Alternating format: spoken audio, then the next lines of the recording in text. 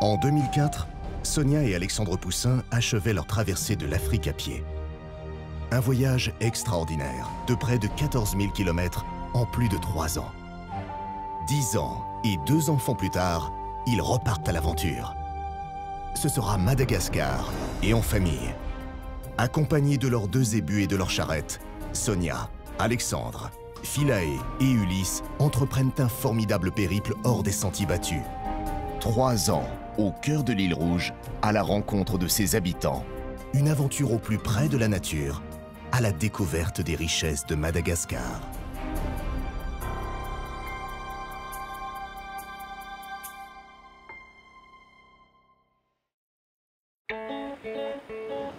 Après la mort de mon père et l'annonce du cancer de la maman d'Alexandre, nous avons recentré Madatrek vers des objectifs plus solidaires. Grâce à de nombreux donateurs qui nous suivent sur Internet, nous avons pu récolter 53 000 € pour soutenir plusieurs projets. La restauration du vieux lavoir de Fianarantsoa, 2 ans de cantine pour les enfants des rues d'Antsirabe et d'une école à Wangenjan. Ou encore l'achat et l'installation d'un superbe rayon X pour la léproserie de Farafangan. Après plusieurs jours de taxi-brousse, nous avons retrouvé notre charrette et nos zébus au sud-est de Madagascar pour repartir à l'aventure le long de la côte orientale de l'île.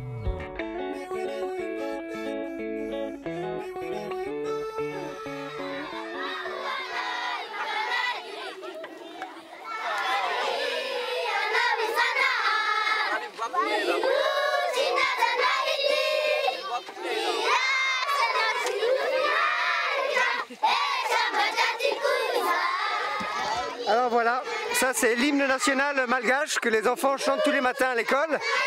Et là en fait, plutôt que d'aller à l'école, ils nous ont emboîté le pas. Arabaina, bravo!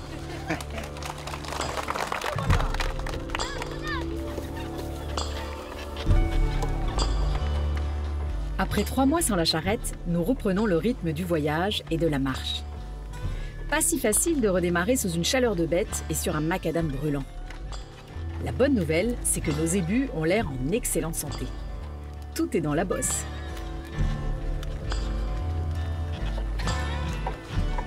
Ça dodeline. Ça dodeline de la bosse.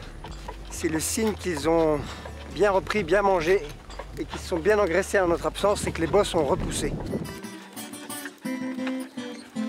Alors Mario, c'est comment le goudron? Notre première étape est à Voipen. Après 140 km de goudron dans les pattes, nous ne sommes pas fâchés d'arriver.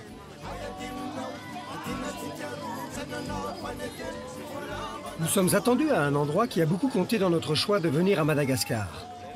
Un ami y avait passé 1 an et par de longues lettres passionnantes nous avait donné envie de découvrir ce pays.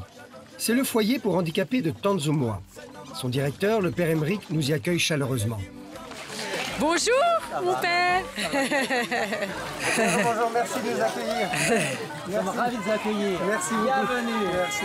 Ça fait 7 jours qu'on marche sur le goudron, c'était bien. Nous allons rester quelques jours à Tanzumwa. Le temps de souffler pour nos zébus et de partager la vie très joyeuse de ce foyer qui accueille des orphelins et des handicapés de toute la région. Mais pas seulement. Le miracle est peut-être ailleurs. Celui d'avoir rassemblé des gens de tous bords dans une même fraternité.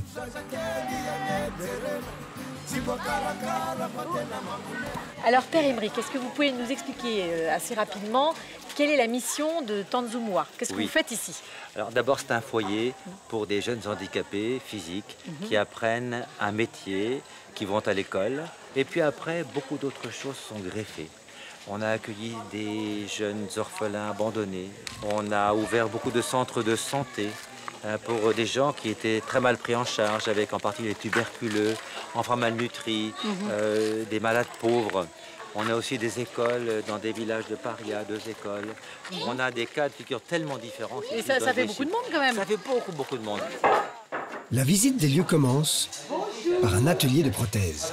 Bonjour, ça va? Ici, qu'est-ce qu'on fait, mon père? Eh bien, on fait des chaussures orthopédiques. Et vous avez des cuirs très épais en semelle, avec également aussi des tongs pour amortir les chocs. Voilà. Et puis vous avez du pneu. Et il se sert de forme comme ça? Voilà, c'est ça, on fait des formes. D'accord. Et s'ils ont besoin de cette forme-là, ils vont rajouter du cuir pour obtenir la forme réelle du pied. Et on a progressé, la qualité a progressé. Alors ça, ce sont par exemple, ça sont des cuirs très épais qui permettent de faire les semelles. Ah oui. On a les tongs. Oui, on avait vu ça tout à l'heure. Avec lesquels on fait des compensations pour mettre 2, 3, 4, 5 épaisseurs. Et puis après, il y a le pneu. Par le pneu, c'est ça. Ah oui, ça termine vraiment avec le pneu. Du vrai pneu de camion. C'est très très solide ça. Eh oui. T'as vu Alexandre, regarde. Ici, il fabrique des attelles. Il serait impossible pour ces personnes de marcher. Ah, impossible, totalement impossible sans ça. Oui, tout à fait. Les ouvriers étant eux-mêmes handicapés, ils sont les mieux placés pour améliorer le confort des attelles. Donc il sait le faire pour les autres. Voilà, c'est ça. D'accord. Voilà. En plus d'un emploi, les travailleurs de Tanzumwa ont une protection sociale qu'ils n'auraient pas si facilement ailleurs. Et dites-moi mon père, comment ces gens travaillent-ils? Est-ce qu'ils sont rémunérés? Oui, ils sont rémunérés. Ils ont un contrat de travail, ils ont tous leurs droits sociaux. Et beaucoup d'handicapés travaillent chez nous et ils sont absolument salariés de façon tout à fait légale, avec en plus beaucoup d'avantages. Alors où est-ce que vous nous emmenez maintenant? Maintenant, je l'emmène à l'école ménagère.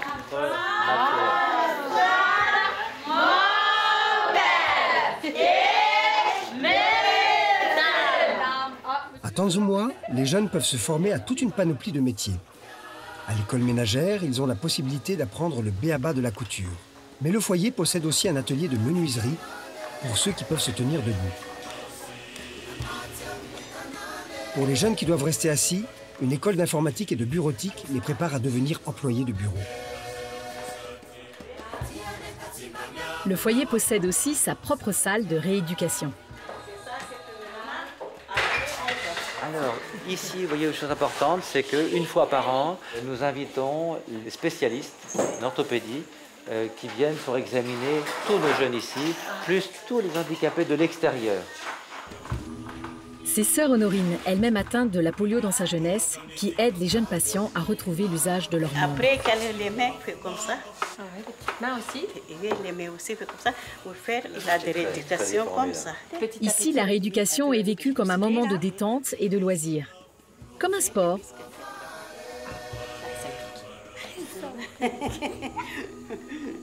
Et petit à petit, ça va se redresser.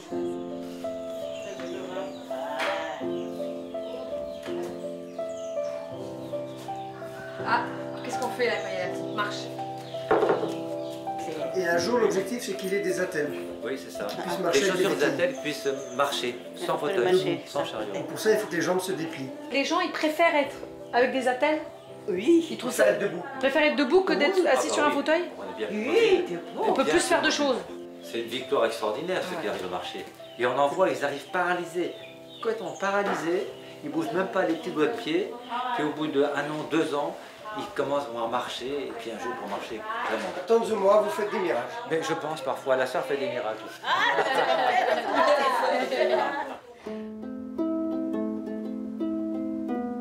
Pour financer toutes ces activités de réinsertion et de soutien aux plus démunis, le foyer investit notamment dans le reboisement. Sur plusieurs hectares de collines pelées, vestiges d'une ancienne forêt vierge détruite par la déforestation, Tanzumwa prouve que tous les miracles sont possibles. Ça fait 4 ans que le foyer de Tanzumwa a commencé un programme de plantation. Donc notre objectif en septembre 2017, c'est d'arriver à 160, 180 000 arbres. Wow. Voilà. Alors ici, on a planté principalement 2 grandes espèces, hein. Donc le quinine, qui est en France l'eucalyptus, et puis l'acacia, qui sont 2 espèces qui poussent très très vite ici. En 3, 4, 5 ans, on a déjà des arbres qui font 30 cm de diamètre. Donc toutes ces terres qui sont improductives deviennent productives. Exactement. Apportent une richesse à la fois au foyer, mais aussi au pays. Il va falloir attendre 10 ans avant de pouvoir tirer profit de ces jeunes pousses qui devraient atteindre à terme 20 mètres de haut et produire chacune une vingtaine de planches. Grâce au climat local, chaud et humide, les arbres poussent à une vitesse phénoménale. Et les plus anciennes parcelles ne laissent aucun doute sur la réussite de ce pari. Ah, tu dis, donc, ils ont quel âge ici? Et alors cela, c'est 5 ans après. 5 ans après plantation. Ah, là, il fait 13 mètres, 15 mètres. C'est un arbre de 15 ans en France, quoi. Voilà. C'est la première fois que nous voyons un reboisement qui réussit. Ça tombe bien, nous avons obtenu 6 000 € de la Fondation Nature et Découverte pour les encourager. Et nos 22 hectares commencent par un premier pied. Ah ouais, ça c'est magnifique ça. Ah les petits quinines, bonne chance dans la vie. Grandis bien.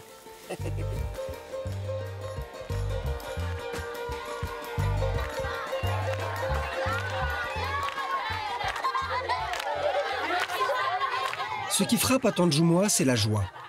Une joie qui vous prend aux tripes car elle émane de blessés de la vie, d'enfants abandonnés, qui vous donne une formidable leçon de résilience.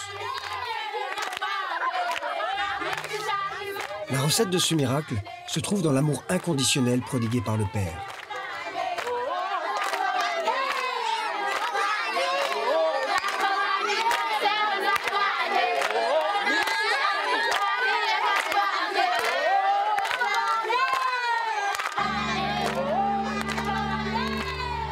Mais derrière cette joie, chaque jour est un combat et une épreuve qui ne se gagnent qu'avec le partage et la compassion.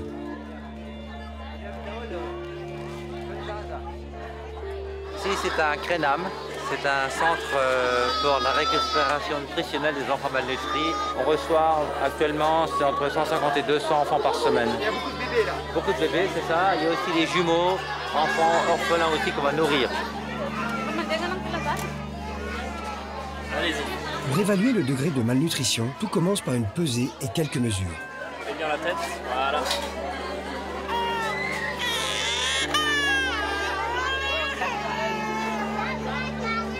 Je vais lui prendre son tour de...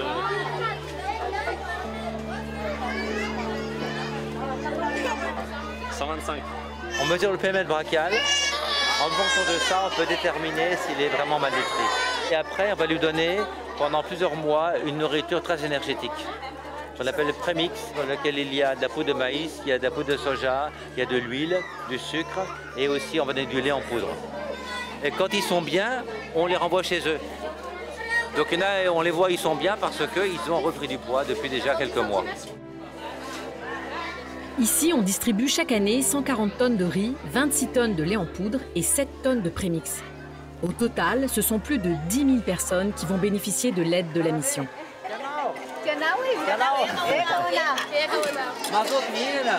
L'affluence n'est pas liée au hasard, mais à un besoin réel. Les inondations des derniers mois ont ravagé la moitié des rizières. Ces dérèglements climatiques, autrefois rares, sont devenus la règle. Il y a vraiment une disette. On a vu le nombre d'enfants presque doublé. Là, ces derniers mois. Ces dernières Et semaines. ça va s'estomper parce que la récolte du riz a commencé. Maintenant, elle commence juste maintenant. Et elle est bonne. Donc les gens vont avoir du riz à manger. Voilà, c'est ça. Mais le riz suffit pas peut-être. Non. Alors qu'est-ce qu'il leur faut comme Ce qui est indispensable, c'est d'avoir des légumes. des légumes? Et actuellement, avec le village d'à côté à Marumbi, on commence un programme de culture de légumes. Et pas encore de travail du côté des protéines, les poulets, les cochons, les... Bon, oui, on pense à ça, mais on ne peut pas non plus tout faire. Je pense que si on fait déjà des légumes par potier, c'est déjà une grande chose.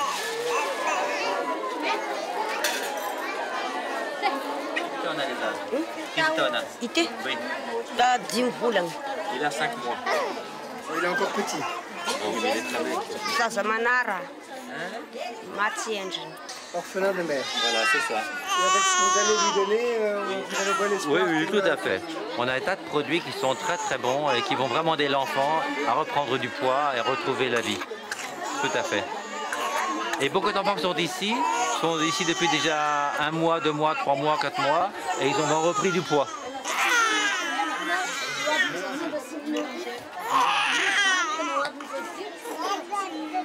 Je vois qu'elle a du lait. Est-ce qu'elle a eu un enfant elle-même? Fa nitira katalua yano.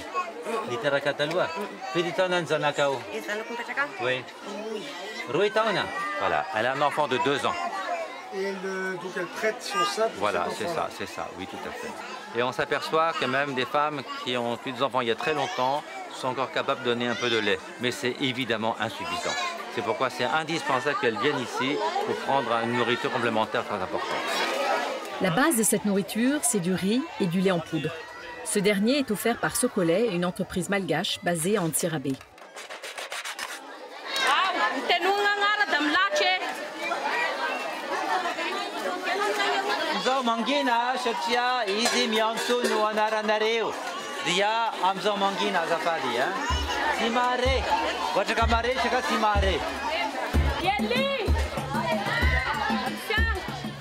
Malgré le désordre apparent, l'exercice est rodé et les gens sont inscrits sur des listes. Les nouveaux venus attendent leur tour patiemment. Des volontaires de passage prêtent main forte aux responsables du CRENAM, infirmières et nutritionnistes.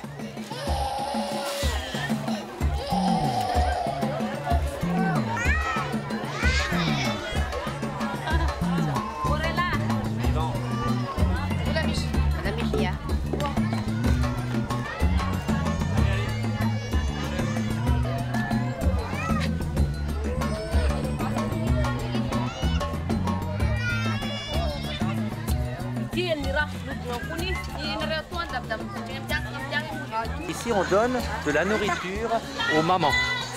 Alors, il y a du riz et puis aussi du thon. Comme ça fait un repas pour les mamans.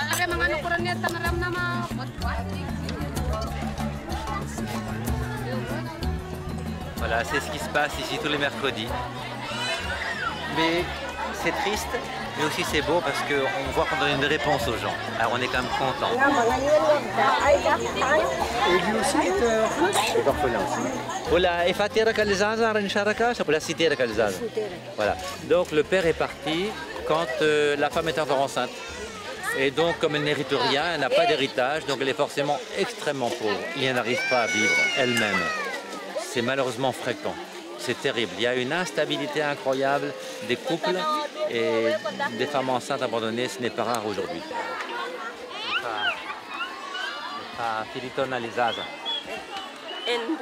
Il a 6 mois, l'enfant a 6 mois. Arangabé. Elle habite un petit quartier un peu au sud, un quartier très pauvre. Elle a 3 enfants en tout. Elle en a perdu combien? Ah bon, il y en a un qui est mort. Tel qu'il est, s'il reste comme ça, il aura un problème mental, un manque de développement cérébral. Et ça a des conséquences pour toute sa vie. Ici, par exemple, on a une petite fille qui a la drépanocytose. C'est une maladie génétique qui affecte beaucoup d'enfants ici et qui a beaucoup de conséquences sur la santé.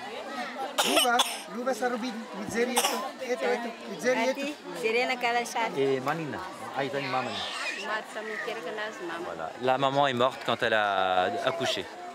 Là encore? Oui, un nouveau cas. Il y a beaucoup de cas de femmes qui meurent généralement au bout du 8e jour par infection parce que beaucoup d'accouchements ont lieu dans les villages, dans les maisons, dans les cases et sans hygiène. Et donc beaucoup de femmes vont mourir. Donc on a beau interroger tout le monde, on voit toujours des cas différents et toujours des cas de détresse. Et porter toutes les misères, ça ne vous affecte pas? Ah ben si parfois. Vous ne découragez pas? Non, non, ça va. Ça va.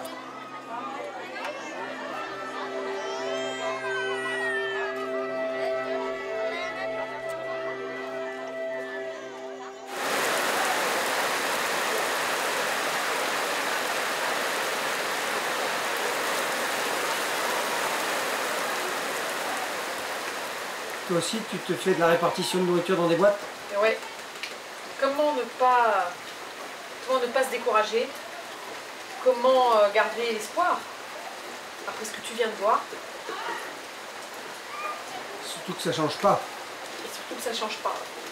Et ça, c'est son quotidien, toutes les semaines, toute la vie. Et ça ne va pas changer. C'est difficile, hein, Il y a des moments où c'est dur quand même. Hein.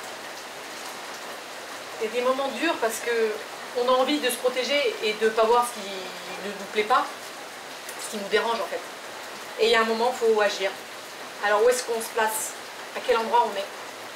Et puis agir ponctuellement, mais agir toute sa vie. Agir toujours. Agir comme lui. Aider comme lui. À fond perdu. Ouais.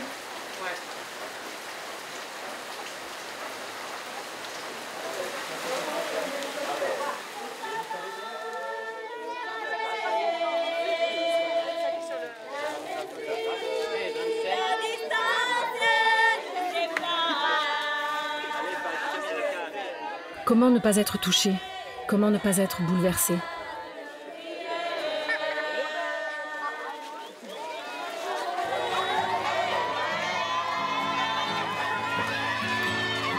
Dès les premiers tours de roue, c'est toute la mission qui nous emboîte le pas.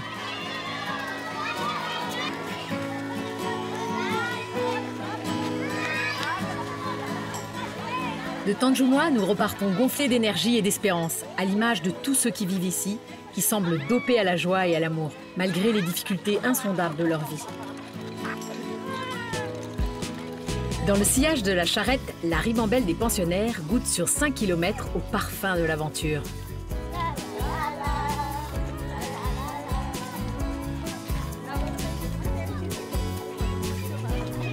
Tout homme marche sur une route parsemée d'embûches.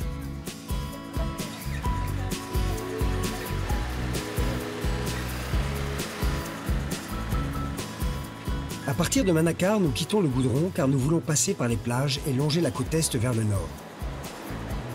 On nous dit que c'est impossible à cause des fleuves à traverser, mais quand on a vu les miracles de Tanzumuwa, on se dit qu'on va pouvoir rouler sur l'eau.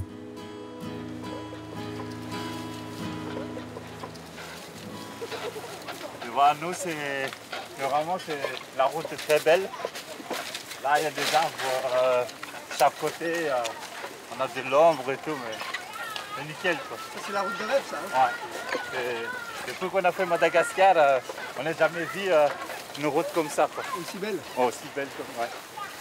Et bien voilà, au 3350e kilomètre, on s'engage sur une piste côtière entre le canal des Pengalan et la mer, l'océan Indien, qui va être interrompu par de nombreuses embouchures. Nombreuses embouchures.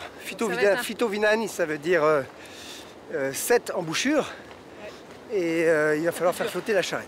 Alors on a acheté pour ce faire des chambres à air, des bidons, pour la faire traverser, cette charrette, la faire flotter. Tout ça pour nous éviter 150 km de goudron. Là, on prend le chemin tout droit, rectiligne. Enfin, on verra, on n'en sait rien, on ne sait même pas si ça passe. Tout le monde nous dit que ça passe pas. Alors moi, c'est justement cette petite excitation que j'aime, pas savoir.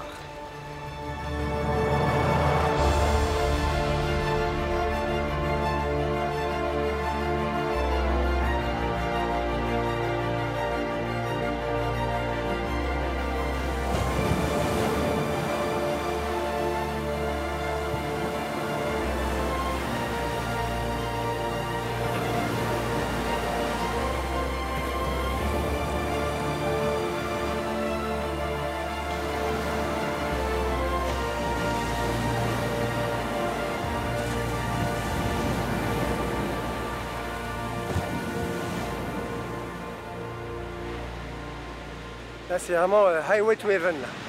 Si la côte est continue comme ça va être un vrai rêve.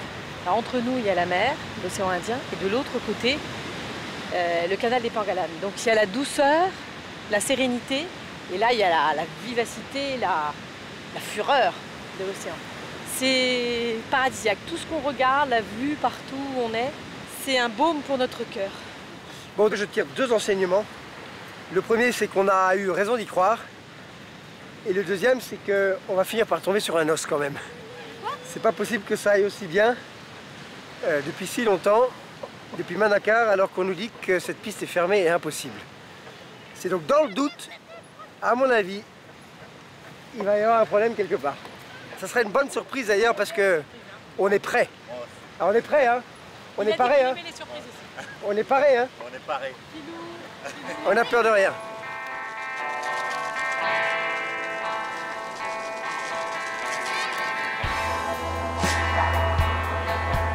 Madatrek, c'est être prêt, toujours prêt, et vivre cette intensité de l'instant en famille, porté par le souffle de l'aventure. Philae est de retour parmi nous, après avoir passé 2 trimestres de sa 6e en France. Eh ben, ça fait longtemps qu'on n'est pas tous les 4 réunis dans la tente. C'était quand la dernière fois? 10 mois. Sous la tente? Ça fait 10 mois. Ouais, ça fait quoi? Plus d'1 mois qu'on est à Madagascar, mais c'est la première fois qu'on dort sous la tente tous les 4. Et les films en famille, c'est ce qui nous manque le plus.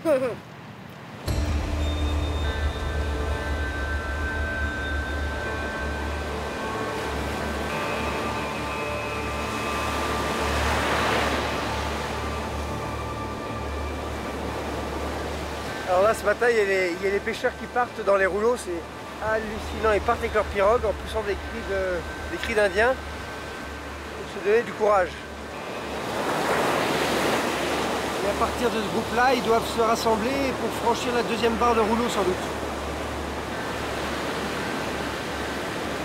Et lui, il est parti à l'assaut des vagues.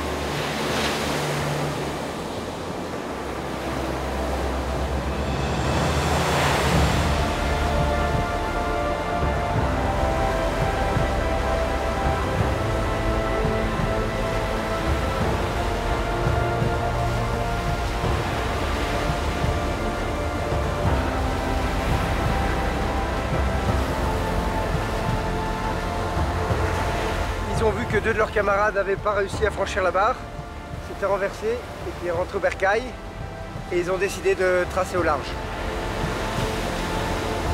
Et ils sont tirés d'affaire. Évidemment, là, il n'y a pas de secours en haute mer. S'il leur arrive quelque chose au large, eh ben, c'est foutu pour eux. C'est incroyable l'agilité, le courage de ces jeunes. Hein. Tout ça pour aller tirer leur pitance de la mer. Ça fait 3 jours qu'il y a tempête, donc ils n'ont pas pu aller pêcher. Et là, ils y retournent.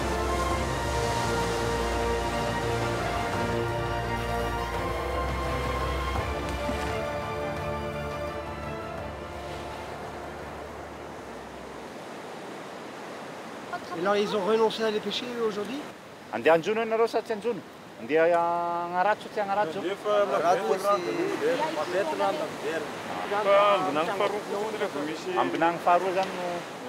Donc en fait, il y a 2 embouchures en fait. Le premier qu'on va traverser, c'est Boucher. Et la deuxième, c'est là qui est... Est-ce qu'il y a beaucoup de courant? Est-ce qu'elle est large? Est-ce qu'elle est dangereuse? Ah, si c'est à Ourana, oui. Mais si ma belle rame, ça calme.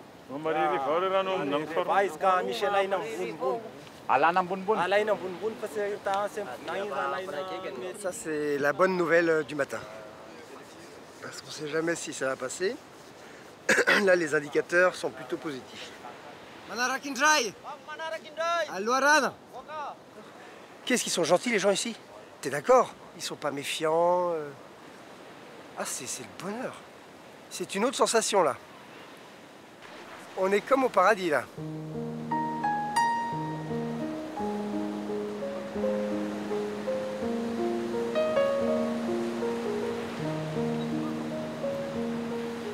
Un paradis avec sa mer démontée et des pêcheuses à la moustiquaire. Le risque est moindre, la pitance aussi. Mais elles, au moins, sont sûres de pouvoir apporter un peu de friture au bercail.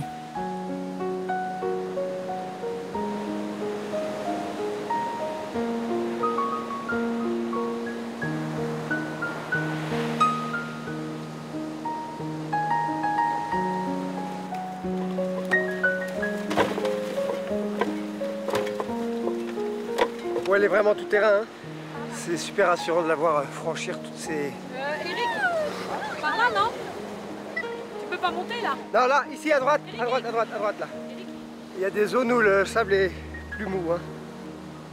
Là, ça va être difficile, ça. On peut pas faire ça sur des dizaines de kilomètres, quoi. Et sinon, ça a l'air de bien passer avec un sable assez dur. Hein.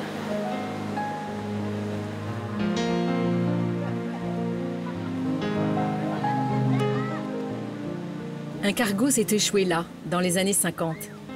Ça a été la fin de la route pour lui.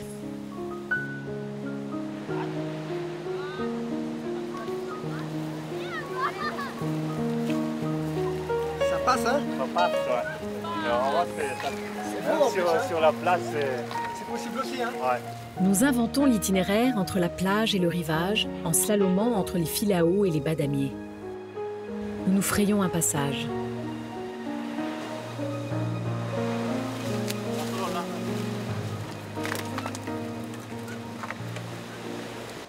Il fallait que ça arrive.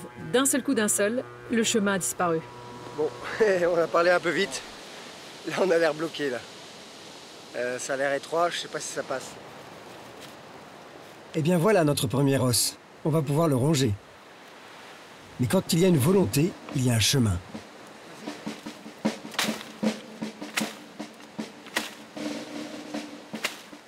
Notre charrette commence une grande épreuve de saut de haie, 10, 20, 30 fois par jour.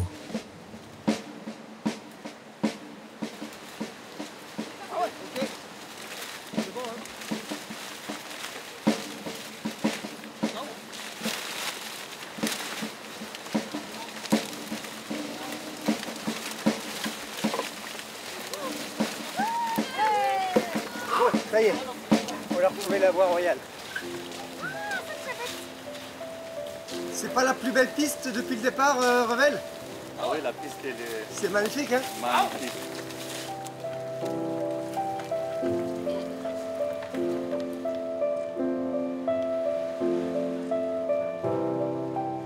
Eh ben tu vois, on a mis 2400 km pour tomber sur cette piste magique. Et là, maintenant, la piste va être plus incertaine. parce qu'aucun véhicule à 4 roues ne passe jamais par ici. Quelques motos.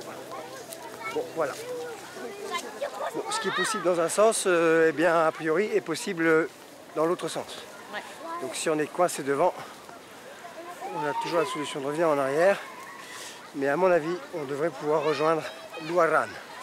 Alors Luaran, c'est là que c'est... Que ça va être plus compliqué. Ouais, c'est beaucoup plus difficile, il y a beaucoup de courants. Alors ce qui est extraordinaire, c'est qu'en général, ce qui est impossible, c'est toujours devant. Derrière, c'est... derrière, c'est fait, donc c'est jamais impossible. C'est moins dur. Sauf que le derrière de devant, c'est le devant de derrière.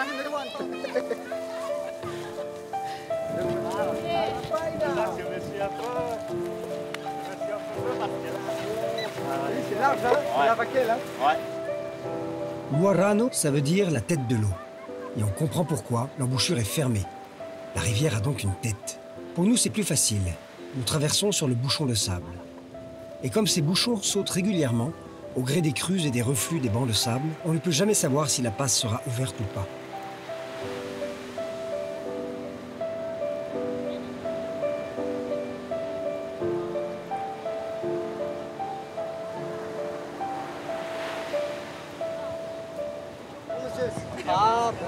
Bonjour monsieur.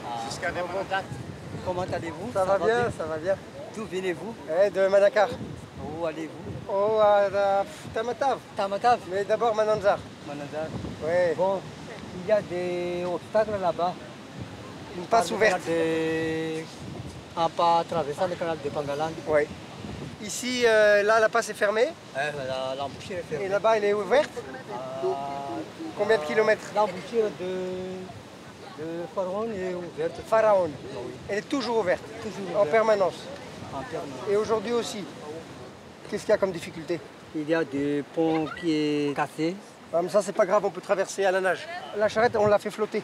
Ah bon? Elle flotte. Elle flotte comme un bateau. Mituvi la cana. Aïe. On met des chambres à air partout, des bidons, et elle flotte. Et les zébus, ils vont à la nage, et nous, on traverse en pirogue. Mais Timissima Fitsilan Chanizut. Voilà. Hein? Quand il y a une volonté, oui. on peut passer. Là, tout le monde nous avait dit que c'était pas possible. Et ben, vous voyez, c'était possible. À Carvaillon, rien n'est possible.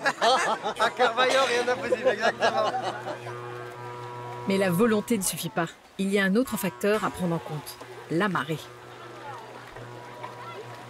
Donc voilà, la piste est fermée, là, la plage est coupée par cette embouchure qui est ouverte et ce fleuve qui se jette dans la mer. Et là, il y a un courant vraiment trop fort pour traverser. Donc on va essayer de remonter un peu en amont pour trouver une zone plus calme pour contourner l'obstacle, faire flotter la charrette et essayer de traverser. Remonter le courant, c'est le moyen de s'éloigner des rouleaux, mais le mieux est d'attendre l'étale de haute mer. Le courant est alors moins fort. Les villageois nous emboîtent le pas, trop curieux de savoir comment on va se débrouiller. Les Vasas ont toujours de drôles d'idées. Qui sait si la charrette ne va pas s'envoler?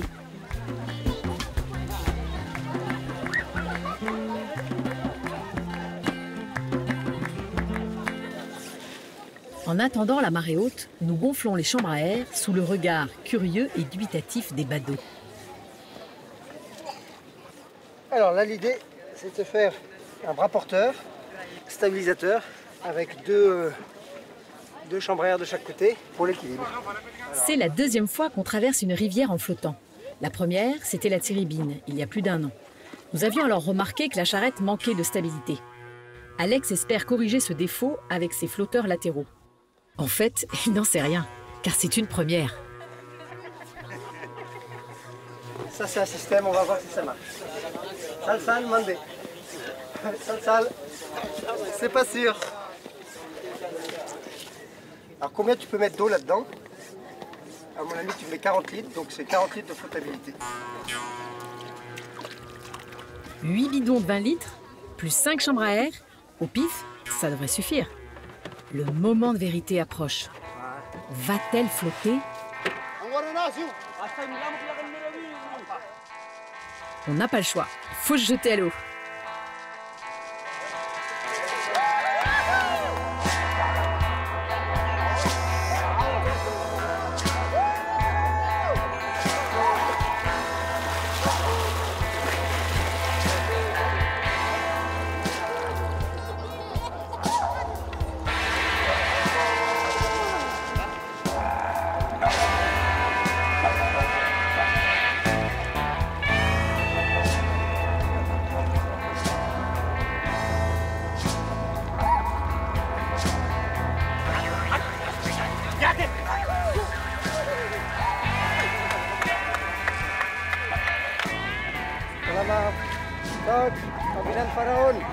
Hello, Mandian Faram.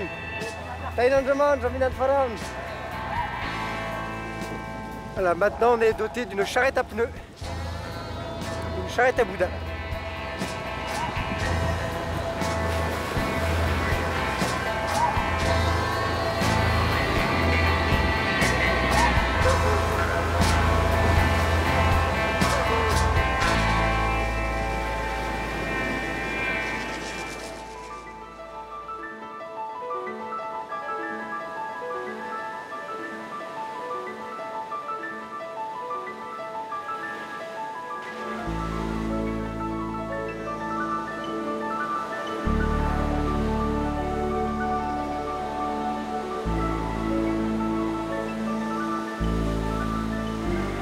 Et voilà, on est reparti de bon matin sur cette piste qui promettait d'être infernale et qui finalement est une des plus belles que l'on ait arpentée depuis notre départ. Tout le monde disait c'est impossible. Et bien c'est même pas difficile. On est soit sur la plage, soit dans ces forêts qu'on imagine jardin anglais. Et c'est que du bonheur. Alors évidemment ça paraît facile, mais il faut remonter le processus. Tout le monde nous disait c'est impossible. Et moi je suis parti de Manakar avec le nœud au ventre. Et voilà, c'est ça l'aventure. L'aventure c'est surtout ne pas savoir et y aller malgré tout, contre tous les oiseaux de mauvais augure, tous les indicateurs qui vous disent c'est pas possible, c'est pas possible, c'est pas possible. Et ben c'est ça qui déclenche en fait. C'est l'incertitude. Voilà, quand tout le monde vous dit que c'est impossible, sachez que c'est possible si vous le voulez bien. Et si vous vous en donnez les moyens. Là, c'est un exemple type. Mais on ne sait pas du tout où on va, là. La route est fermée, il n'y a pas de piste. C'est pour ça, en fait. C'est pour ça, en fait, qu'on nous dit que c'est impossible. C'est qu'il n'y a pas de piste, il n'y a pas d'itinéraire, il n'y a pas d'itinéraire. Voilà, il suffit de l'inventer. Voilà, si votre métier n'existe pas, ben, il faut l'inventer. Si ce que vous voulez faire n'existe pas, ben, il faut le faire. Et ça existera. Et ben voilà. Après 6 km de jardin anglais, là il y a un mur, il y a une frondaison, il y a un mur là. Merde. Et sur la plage? Oui, on passe par la plage. Ah, là, c'est un peu... Regarde, devant. Regarde, ça commence à se... Ah, là, boum. La piste devait être ici à gauche, regarde. Là? Ouais. Ça passe par... On va retourner sur la plage, hein? Oui. Il faut descendre là parce que là, c'est impossible de passer.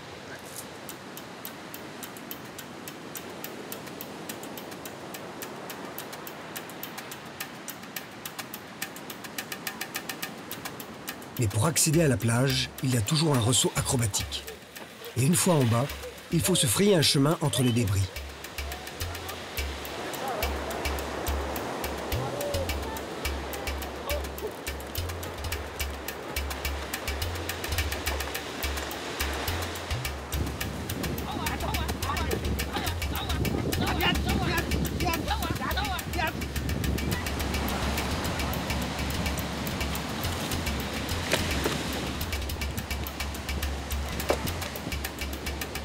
Avec toujours le risque de s'enfoncer dans le sable mou et d'être coincé par la marée montante. Le sable est mou là. Une fois de plus, il faut bifurquer et remonter sur la dune littorale.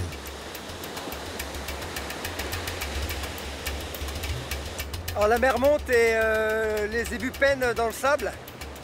Donc j'ai trouvé une piste de l'autre côté de la dune, côté Pangalan, qui est plus plate et plus ouverte. J'espère qu'il n'y aura pas trop d'arbres à dégager. On va voir. Donc là, c'est franchissement de dune.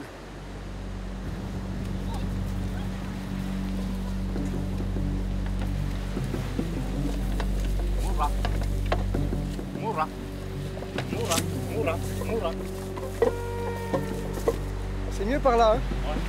Là, c'est... Mate. Comme ça...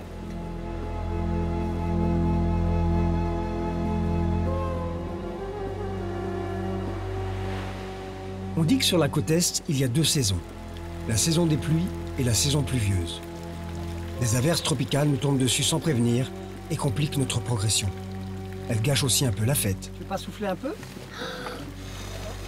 On a encore... J'ai une meilleure idée. On a encore une boîte de cassoulet.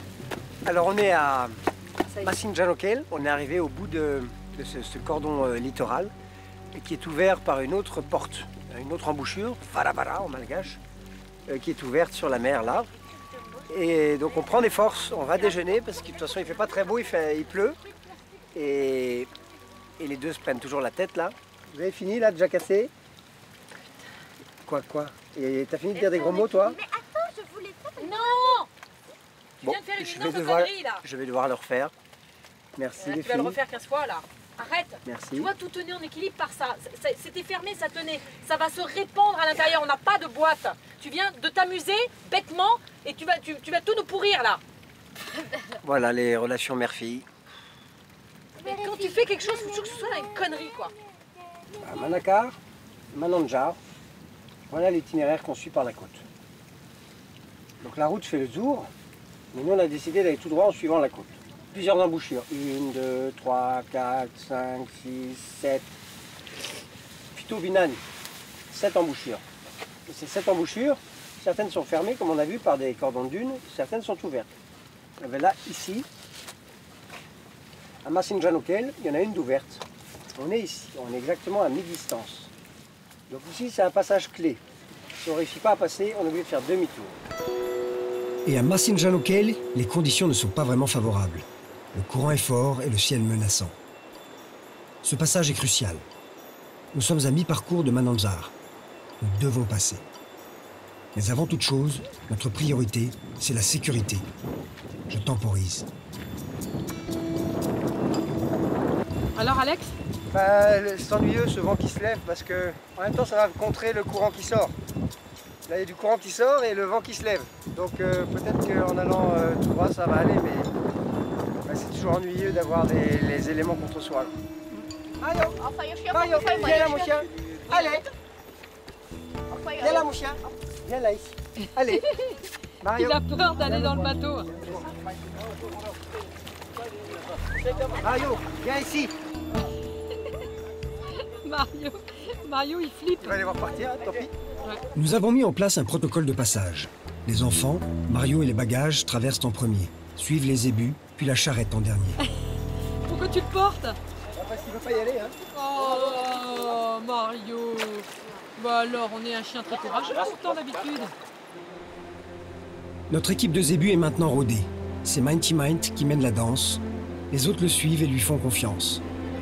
Par sécurité, nous les escortons en pirogue, prêts à intervenir en cas de défaillance de l'un d'eux.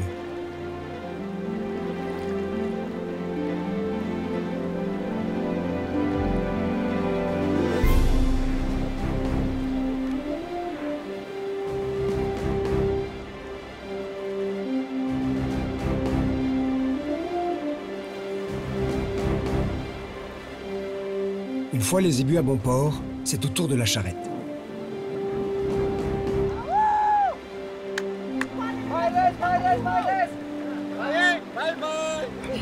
Ah, ça va bien. 15h30, c'est pile la moitié de la marée là. C'est marée haute, donc c'est le moment où il y a le moins de courant possible. Chaque embouchure est différente.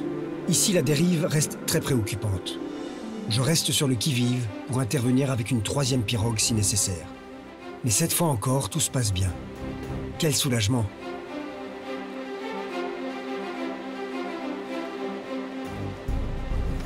Et ben voilà, on est le dernier à passer.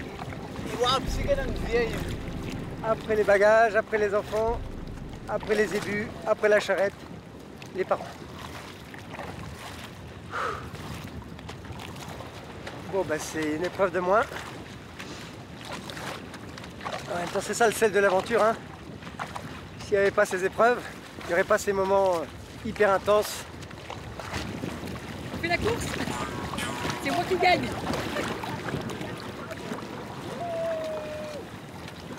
Félicitations. Ah, bonne équipe, hein. Là c'était 100%. Hein. Ouais, ça c'était vraiment 100%. Quoi. Rouler comme du papier à musique, comme une horloge. Ah là là. La prochaine fois on met une voile et on traverse tout seul. On fait une bonne équipe. Madatrek c'est ça. Ouais. Et là on marche sur la plus longue plage du monde. Avis aux amateurs, elle fait 3000 km de long.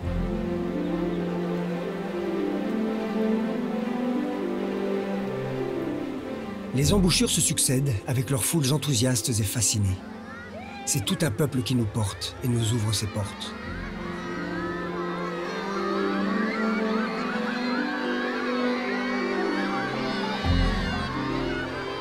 Traverser devient une formalité.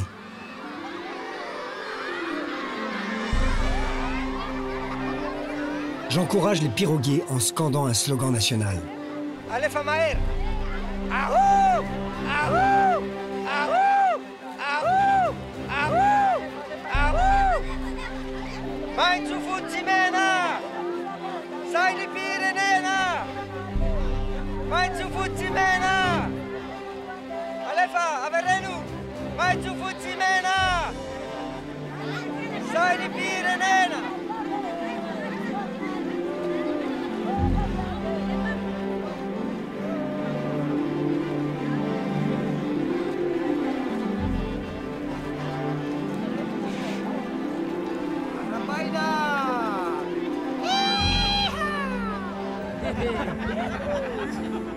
Ali Kanvaza.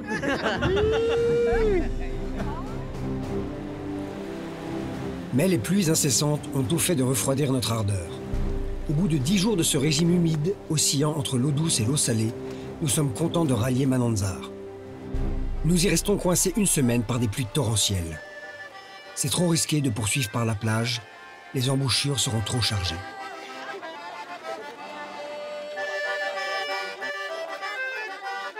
Dès que le ciel s'ouvre, nous décidons de charger toute l'équipe sur un canot, de remonter le canal des Pengalan pendant 3 jours jusqu'à Mahanour.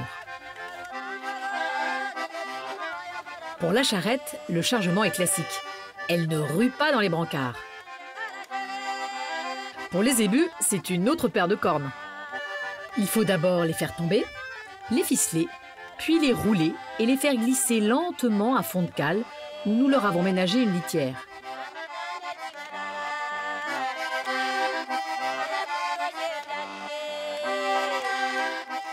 Ils réussissent tous les 4 le sublime roulé-boulé du zébu, une figure inventée pour la circonstance. Vrais acrobates.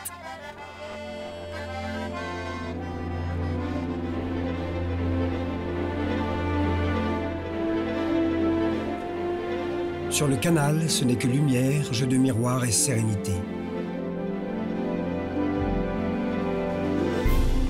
Nous traçons sans effort un itinéraire rectiligne entre le ciel cristallin et le bleu sombre de ses eaux pures.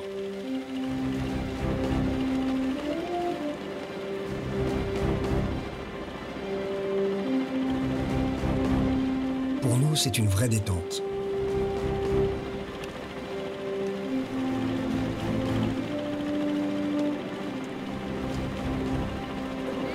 Les gens sont fascinés, hein. Ils s'arrêtent de pagayer, les gens dans les champs s'arrêtent de biner, s'arrêtent de repiquer, s'arrêtent de planter le riz. Quand ils voient passer cette pirogue avec une charrette sur le toit et des ébus en dessous, ils n'ont jamais vu ça. C'est cool. Ce canal qui longe la mer, c'est une vraie bénédiction, hein. Je crois qu'il y a peu de choses qui ont été creusées de façon artificielle. C'est une infrastructure naturelle exceptionnelle qui permet d'éviter à avoir à passer par la mer, faire du cabotage dans l'océan Indien qui, lui, ne sera jamais dompté.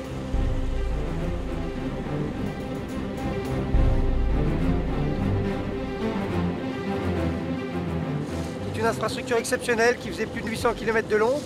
Aujourd'hui, il n'y en a plus qu'une petite section opérationnelle et que c'était un outil phénoménal développé pour désenclaver toute cette région du pays par laquelle il n'y a aucune route et qui aujourd'hui est complètement inemployée ou sous-employée. Mais que ce canal, lui, pourrait vraiment resservir à peu de frais si une politique digne de ce nom était envisagée pour le développement de cette région. Et voilà, ça fait aussi partie des trésors de Madagascar. Et comme ça ne peut pas se faire en charrette, ça se fait en charrette flottante. Bonne nouvelle! Au cours du sommet de la francophonie qui s'est déroulé à Tana en 2016, le Royaume du Maroc s'est engagé à réhabiliter le canal. Espérons que ce projet ne restera pas lettre morte. Heureusement que le vent est dans l'axe, hein. C'est qu'il n'y a pas de vent de travers. Ça nous évite de chavirer.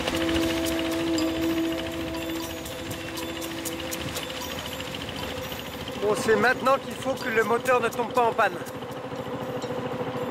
Bon, c'est incroyable, le courant est d'une violence Et en fait, on n'aurait pas pu continuer le long de cette plage.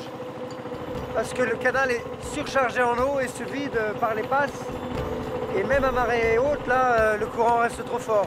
Passer par la plage, là, c'était infranchissable. Aïe, aïe, aïe. Tu as vu le courant? Même l'eau était montée. Hein. Ouais.